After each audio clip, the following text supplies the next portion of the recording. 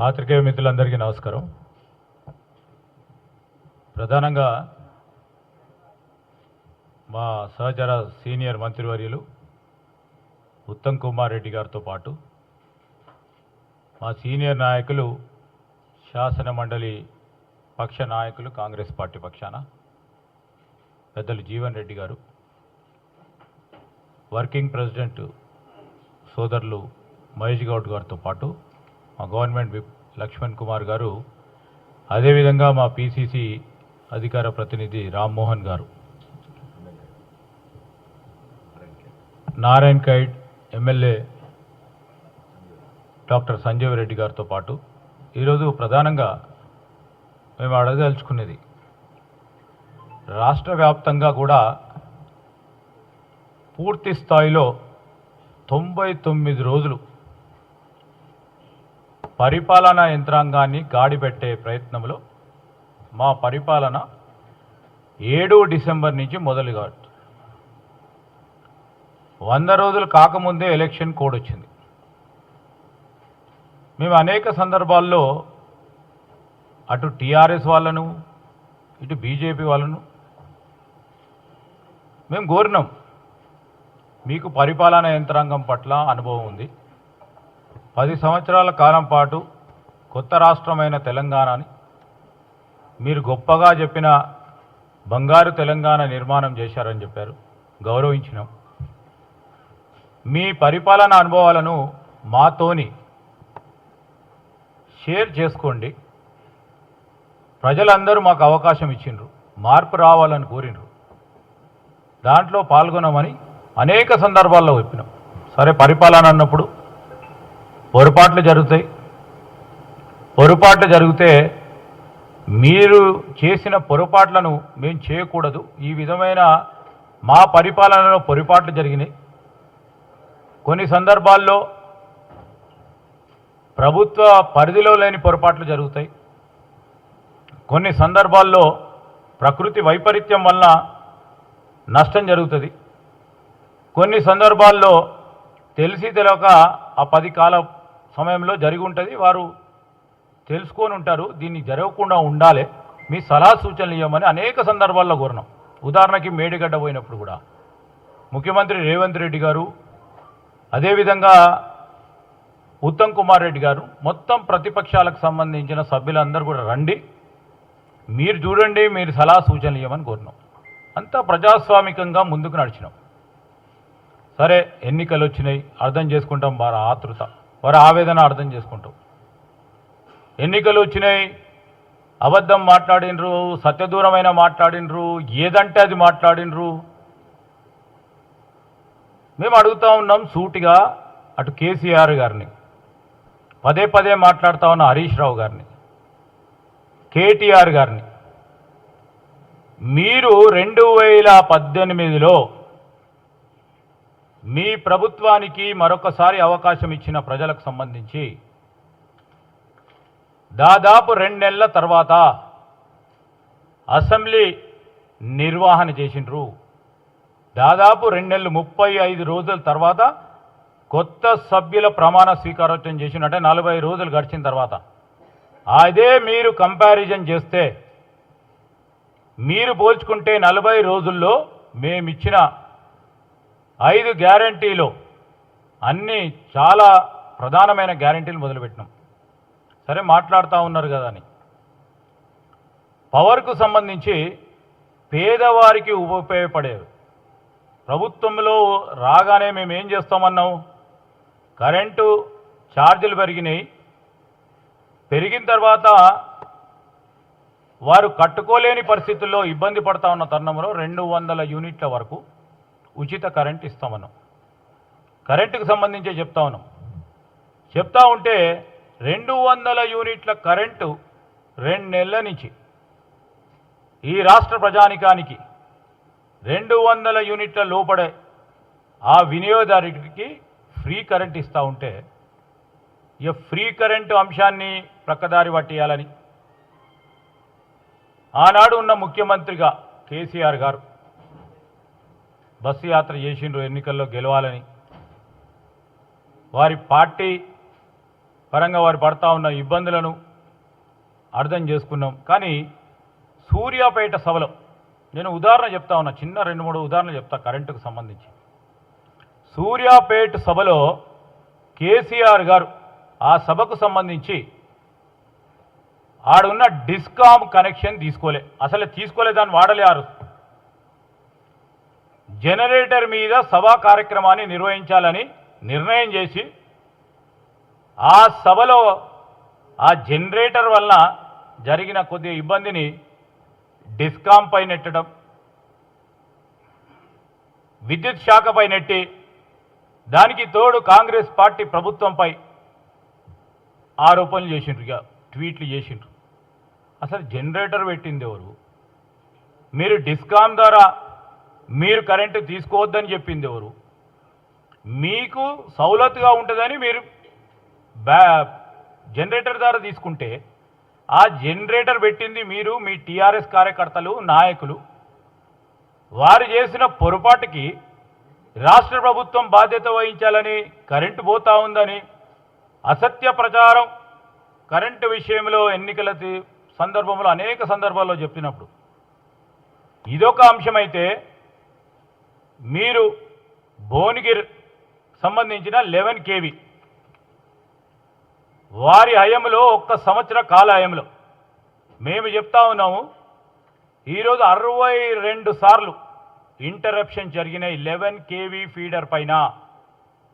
26 గంటల 42 సెకండ్లు current interruption ఒక్క సబ్స్టేషన్కు ఒక్క భువనగిరి 11 kV ఫీడర్కు సంబంధించి 26 గంటల 42 నిమిషాలు ఇంటరప్షన్.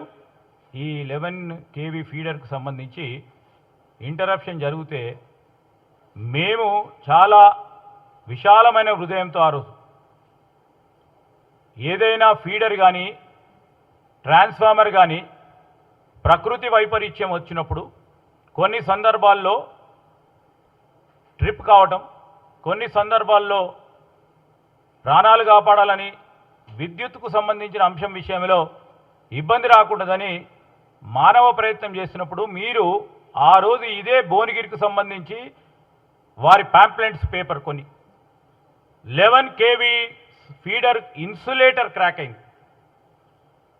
ఒక్కసారి ఇన్సులేటర్ క్రాక్ అయ్యి 30 నిమిషాల్లో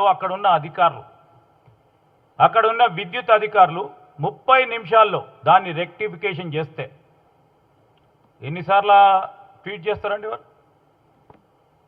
ఎన్నిసార్లు పేపర్లో మాట్లాడతారండి?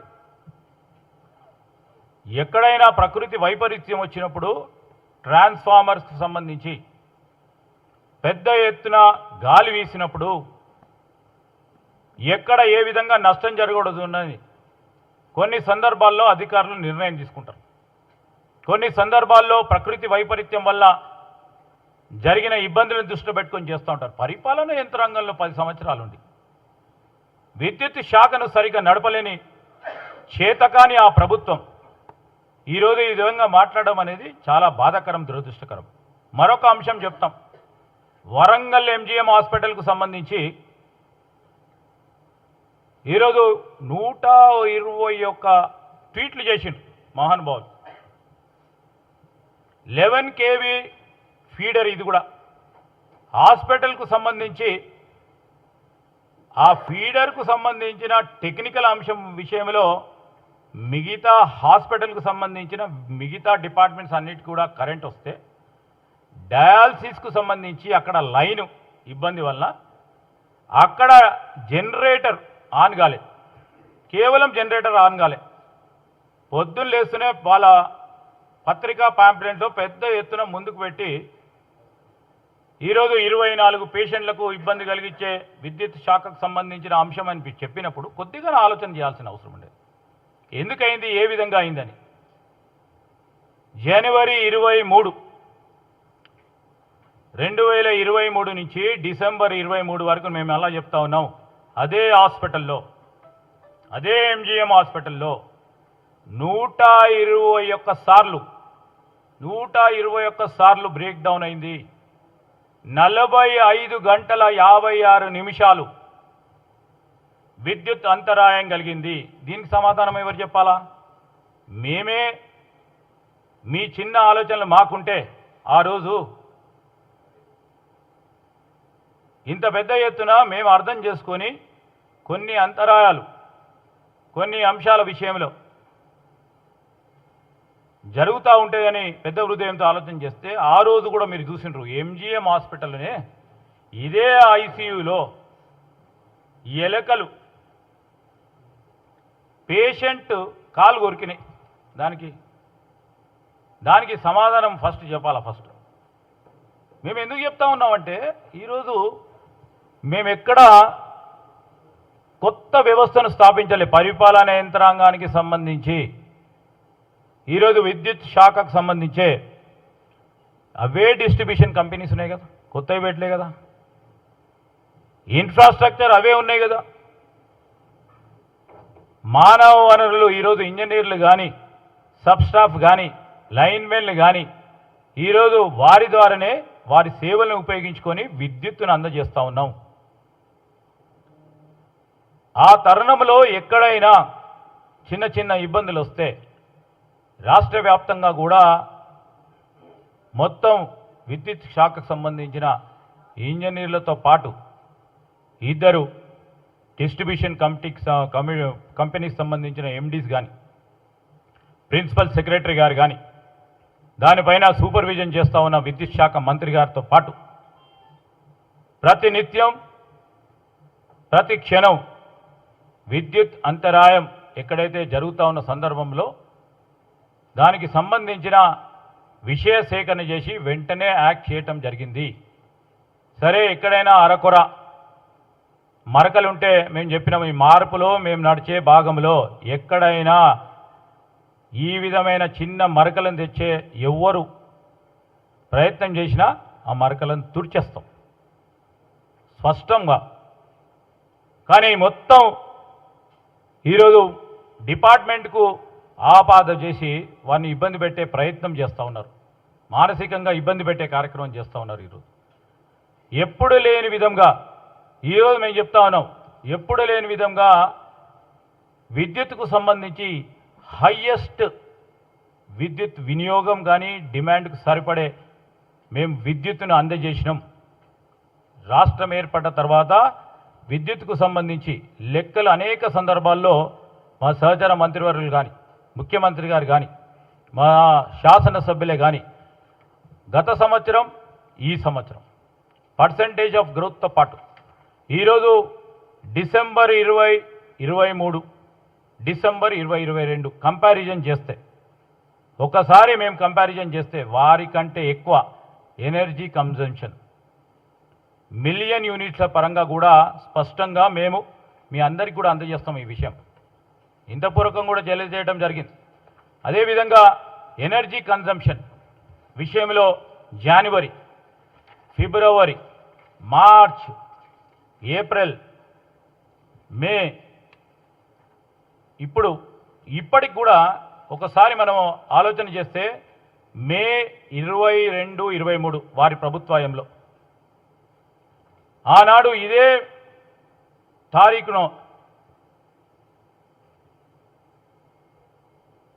156 మిలియన్ యూనిట్లు కన్జ్యూమ్ చేస్తే ఈరోజు మేము సప్లై చేసింది 192 మిలియన్ యూనిట్స్. మే మాసమే చెప్తా ఉన్నాం. మేము ఎందుకు చెప్తా ఉన్నాం అంటే ప్రాక్టికల్గా శాస్త్రీయబద్ధంగా సంస్థలు నడిపిస్తూ సంస్థకు సంబంధించిన అంశాల విషయంలో ఎక్కడ కూడా రాజీ లేకుండా విద్యుత్ అంతరాయం కలగొద్దని, విద్యుత్ కొనుగోలుతో పాటు డిమాండ్కు తగ్గట్టు సప్లై ఉండాలనే ఒక ఆలోచనతో ముందుకు పోతా ఉన్న తరుణంలో ఇదే మేము చెప్తా ఉన్నాం, హయ్యెస్ట్ ఎవర్ అంటే ఇంతవరకు ఎనర్జీ సప్లై చేసింది 14th మార్చ్ 2023లో 298 మిలియన్ యూనిట్లు ఆ రోజు వారు అందజేస్తే మేము 14th మార్చ్ 2024న 309 మిలియన్ యూనిట్లు సప్లై చేసినాం. డిమాండ్ తగ్గట్టుగా పవర్ సప్లై చేయటం జరిగింది. ఈరోజు అదేవిధంగా మే వరకు కూడా మేము మా లెక్కలతో పాటు మీకు తెలియజేస్తూ ఉన్నాం. గృహజ్యోతి స్కీమ్ కానీ మరి ఎవరికైతే అర్హత కలిగి ఉన్న ప్రతి ఒక్క వినియోగదారుడికి ఈరోజు మేము ప్రతి ఒక్కరికి అందజేసే కార్యక్రమ భాగంలో అర్హత గల ఉన్న ప్రతి ఒక్కరికి కూడా ఆ వినియోగదారులకి 200 యూనిట్ల వరకు ఫ్రీ కరెంట్ ఇచ్చి ఎక్కడైతే ఇబ్బంది ఇంకా కూడా చిన్న చిన్న అరకొర ఇష్యూస్ ఉంటాయో దాని పరంగా ముందుకు తీసుకెళ్తాను. తరుణంలో పవర్ విషయంలో ఈరోజు పెద్దలు ఉత్తమ్ కుమార్ రెడ్డి గారు చెప్పినట్టు ప్యాడీ ప్రొక్యూర్మెంట్కు సంబంధించిన అంశాల విషయంలో వారు చాలా స్పష్టంగా కొనుగోలుకు సంబంధించి కానీ కొనుగోలులో రైతులకు సంబంధించి ఎప్పుడు లేని విధంగా 10 సంవత్సరాల కాలం పాటు ఉత్తమ్ కుమార్ రెడ్డి గారు ముఖ్యమంత్రి గారు తీసుకున్న నిర్ణయం వల్ల తరుగు లేకుండా ఈరోజు రైతులు సంతోషపడతా ఉన్న తరుణంలో రైతులందరూ సంతోషపడతా ఉన్నారు. రైతులు సంతోషంగా ఉండొద్దు, వారిలో ఏదో అనుమానం లేవనెత్తాలనే అంశంతో అభియోగాల మీద అభియోగాలు చేస్తూ ఉన్న తరుణంలో ఈరోజు మేము అడుగుతా ఉన్నాం, మీరు సివిల్ సప్లైస్ కార్పొరేషన్కు సంబంధించి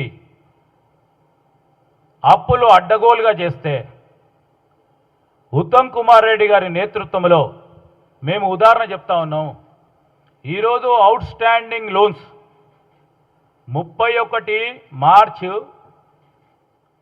2024 వరకు వాళ్ళ అప్పులు తీర్చడానికి 58,623 కోట్లు జనవరి మాసంలో ఉంటే పరిపాలన యంత్రాంగంలో సరి అయిన ప్రాక్టీసెస్ను ఉపయోగించుకొని ఉత్తమ్ కుమార్ రెడ్డి గారు కానీ ఎండి గారు కానీ ఈరోజు 58,000 కోట్ల ఉన్న అప్పును 52,000 వరకు తగ్గింపు చేసే ప్రయత్నంలో గాడిలో పెట్టి సిస్టమేటిక్గా సివిల్ సప్లైస్ కార్పొరేషన్ని నడుపుతా ఉన్న ఉత్తమ్ కుమార్ రెడ్డి గారి ఓ గొప్పగా పేరు వస్తూ ఉంది, మంచి చేస్తూ ఉన్నారు కార్పొరేషన్ కని పడలేక చూడలేక ఓర్వలేక అభియోగం చేస్తూ ఉన్న తరుణంలో రైతు సోదరులందరూ గమనించాలి.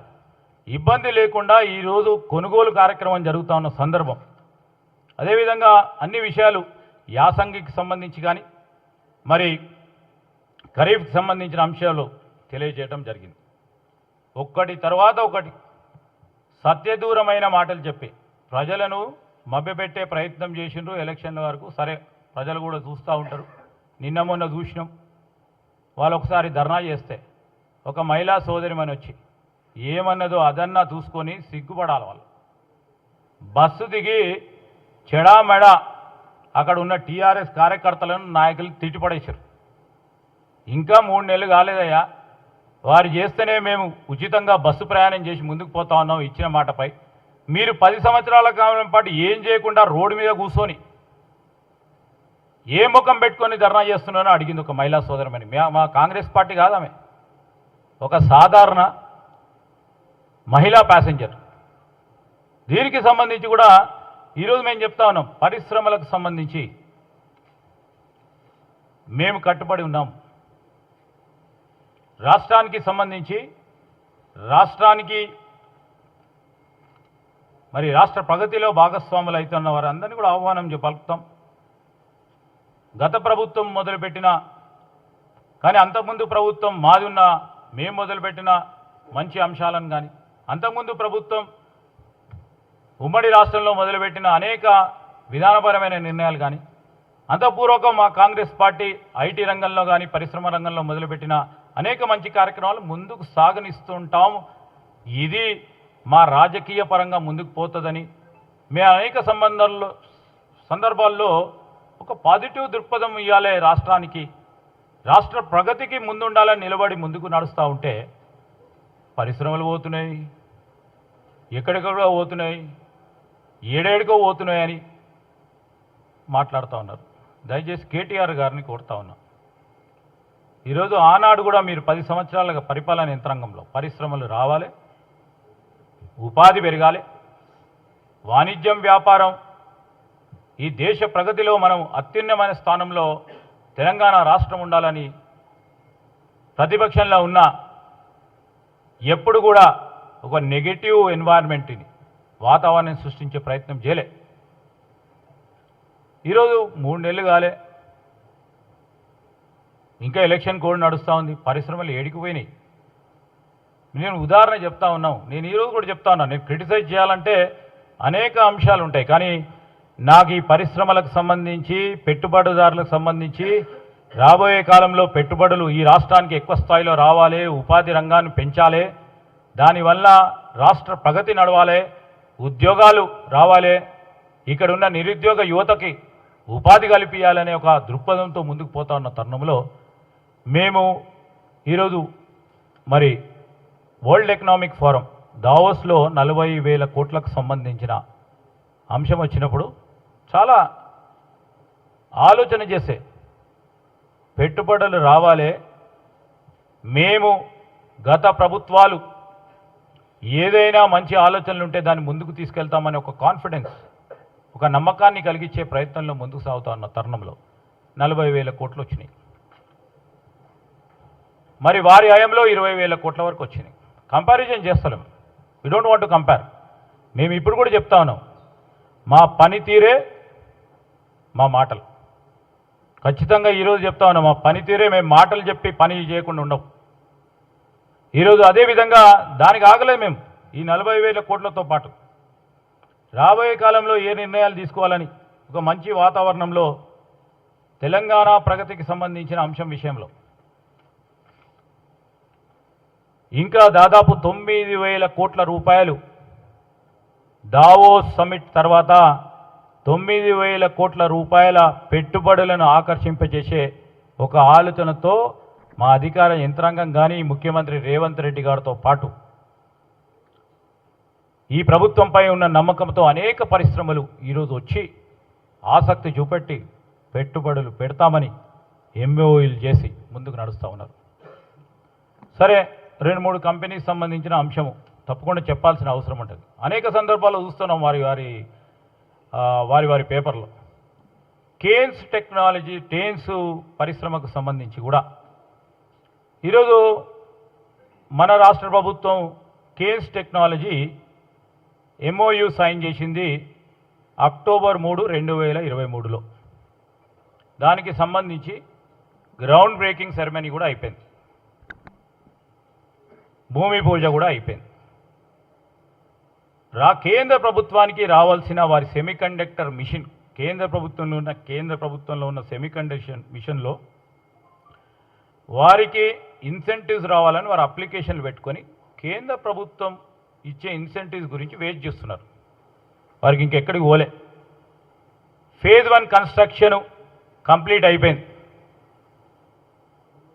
రెండవది ఐఎస్ఎం చిప్స్ కండక్టర్ సంబంధించిన అడ్వాన్స్ ఎలక్ట్రానిక్స్లో ఇంకోటి పెట్టాలని ఆలోచన చేస్తూ ఉన్నారు.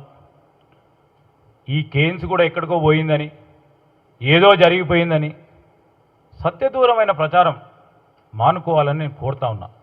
ఇంకో సంస్థ కార్నింగ్ అనేది, ఈ కార్నింగ్ పెట్టుబడికి సంబంధించి వారు ఈ రాష్ట్ర ప్రభుత్వానికి గత ప్రభుత్వానికి సంబంధించి ఎంఓయూ ఎక్కడ చేయలే, ఎక్కడ కూడా బైండింగ్ అగ్రిమెంట్ చేయలే. కానీ అప్పుడున్న మంత్రి గారు అనౌన్స్మెంట్ చేసిండ్రు ఇక్కడికి వస్తారు చేస్తారని. మేము అదే మాటపై వారితో కూడా సంప్రదింపులు జరుపుతూనే ఉన్నాం. మాకు బేషిజాలు లేవు, ఇంకో అడుగుకు ముందుకేయాలని ముందుకెళ్తా ఉన్నాం. ఇంకా కూడా ఆలోచన చేసినాం. రావాలే, మీరు మా రాష్ట్రానికి రావాలే, మీరు పెట్టుబడులు పెట్టండి, మా నిరుద్యోగ యువతకి ఉపాధి కల్పియండి అని కోరుతూ వస్తూ ఉన్నాం. సరే, వారు ఏదైనా కారణాల వలన ఇతర రాష్ట్రాలకు పోతే అది కాకుంటే దాని అబ్బని తీసుకొచ్చే కార్యక్రమం చేస్తాం. ఈరోజు మేము చెప్తా ఉన్నాం, పరిశ్రమలకు సంబంధించి ఒక మంచి వాతావరణం సృష్టించి, ఒకవేళ ఏదైనా పరిశ్రమ వారి ఇంట్రెస్ట్ను పట్టుకొని ఇతర రాష్ట్రాలకు పోతే ఇంకా 10 పరిశ్రమలను తీసుకొచ్చే అదే ఇండస్ట్రియలిస్ట్తో మాట్లాడి తీసుకొచ్చే ప్రయత్న భాగంలో ఉంటుంది తప్ప ఇక పోనీ కళ్ళు మూసుకొని కూర్చునే మనస్తత్వం కూడా కాదు. మేము ఇప్పుడే చెప్పాం, 40,000 కోట్ల నుంచి సాధించినాం, పెట్టుబడులు వచ్చినాయని కూర్చోలే. ఇంకా మేము సాగిస్తూ ఉన్న గొప్ప పరిశ్రమ సంబంధించిన ఒక పాజిటివ్ ఎన్వైరన్మెంట్ ముందుకు తీసుకెళ్ళి మరో 9,000 కోట్ల రూపాయలు ఈ 3 నెలల కాల హేమలో తీసుకొచ్చే కార్యక్రమంలో కార్యాచరణలో ముందుకు తీసుకెళ్ళాం. ఏది పడితే అది మాట్లాడే కార్యక్రమం. ఇటు చూస్తే పవర్కు సంబంధించి, ఇటు చూస్తే పీడిఎస్కు సంబంధించిన అంశం, ఇంకోటి ఏ విభాగానికి సంబంధించి సత్యదూరంగా నేను రాష్ట్ర ప్రజలందరికీ మనవి చేస్తూ ఉన్నాం. మాకు మీరు అవకాశం ఇచ్చారు. మేమందరం కూడా మీ అందరి ప్రజలందరి ఆలోచన మేరకు ఒక మార్పు తీసుకోవాలనే ప్రయత్నంలో ఉన్నాం. మేము ప్రయత్నం చేస్తూ ఉంటే ఈ మార్పుకు అడ్డం తగలాలని ఆలోచన చేస్తూ ఉన్న వారిని ఎవరిని కూడా సహించం. ప్రజలకు వారి సంక్షేమం, వారి అభివృద్ధి మా లక్ష్యం. వారి సంక్షేమంలో, వారి అభివృద్ధిలో ఎవరా ఈ మార్పుకు అడ్డం వస్తామంటే, రాష్ట్ర ప్రజల ప్రయోజనాలు మాకు అవసరం లేదంటే సహించమని ఖచ్చితంగా తెలియజేసే బాధ్యతతో మీకు తెలియజేస్తూ, ఈరోజు నేను మరి అనేక అంశాలు పరిశ్రమలకు సంబంధించి అనేక అంశాలు ఉన్నాయి. ఉదాహరణకు చెప్తా ఉన్నాం, పరిశ్రమలు చిన్న స్థాయి సూక్ష్మ మధ్యతరహా పరిశ్రమలు రావాలని ఎప్పుడు కూడా ఆలోచన చేయలేదు. వారు ఇన్సెంటివ్స్ ప్రకటించారు, సబ్సిడీస్ ప్రకటించారు. ఈరోజు వరకు పెండెన్సీ 3007 కోట్ల రూపాయలు వారికి పరిశ్రమలకు ఇచ్చే సబ్సిడీలు ఇంకా కూడా ఇవ్వలే. ఈ 10 సంవత్సరాల్లో 2016 నుంచి ఈ సబ్సిడీని మొత్తం ఆపేసిండ్రు. ఇదంతా భారం మా పైన పెట్టి మేము గవర్నెన్స్ అనేది ఒక కంటిన్యూస్ ప్రాసెస్ అని, మీరు పెట్టిన ప్రతి ఒక్క అంశాన్ని కూడా ఒక ఛాలెంజ్గా తీసుకొని, అన్ని డిపార్ట్మెంట్లకు సంబంధించిన అంశాలు కూడా ఛాలెంజ్గా తీసుకొని, ప్రజలు ఇచ్చిన మ్యాండేట్కు మేము ఖచ్చితంగా వారికి న్యాయం చేయాలనే అంశంతో ముందుకు పోతా ఉన్న తరుణంలో ఇప్పటికైనా మానుకోండి. ఏది వారు పార్టీ లేకుండా పోతా ఉంది. ఇప్పటికైనా మానుకుంటే కనీసం ఒకటో రెండో సీట్లు వచ్చే అవకాశం ఉంటుంది. అది కూడా మానుకోకుండా ఉంటే ఉన్నది పార్టీ తుడుచుకుపోయే ప్రమాదం కూడా కనబడతా ఉంది. మీలో మార్పు రావాలి. మీలో మార్పు తీసుకొచ్చే ప్రయత్నంలో కూడా మేము నడుస్తాం, రాజకీయ పరంగా కూడా రేపు. సో మేము ఈరోజు కూడా ఖచ్చితంగా చెప్తా ఉన్నాం, ముందుకు రండి. కొన్ని సందర్భాల్లో మా అధీనంలో లేని కొన్ని అంశాలు, తప్పులు జరుగుతూ ఉండొచ్చు. మాకు తెలియజేయండి. ప్రతిపక్ష పార్టీకి మీకు మీ బాధ్యత అది. కానీ లేనిపోని ముందుకు పెట్టి జరిగినట్టు చెప్పకుండా జరిగినట్టు చెప్తూ కాలం వెలిపిస్తూ ఉన్న ప్రతిపక్షాలకు సంబంధించిన వారు, ఇది ఒక పక్కన బీజేపీ, అదేవిధంగా బీఆర్ఎస్. సరే, మొన్నటి వరకు కనీసం బయటకన్నా ఏర్పడేది. ఆఖరి క్షణంలో ఏమైంది? పోలింగ్ 2 రోజుల ముందు మళ్ళీ ఇద్దరు ఒకటైపోయి కాంగ్రెస్ పార్టీని ఓడించే ప్రయత్నం చేశారు. కాంగ్రెస్ పార్టీని ఓడించే ప్రయత్నం చేసినా వాళ్ళకి ఇంకా కూడా సీట్లు వస్తలేవు అనే వేమతో ఇవన్నీ కార్యక్రమాలు వెళ్తాయి. నేను ఈరోజు అది కోరుతా ఉన్నాం, మీరు మంచి సూచనలు ఇవ్వండి. ఇంకా మళ్ళా 6వ తారీఖు తర్వాత పరిపాలనకు సంబంధించిన అనేక అంశాలు మీ ముందుకు వచ్చినప్పుడు మాకు మంచి సూచనలు ఇవ్వండి.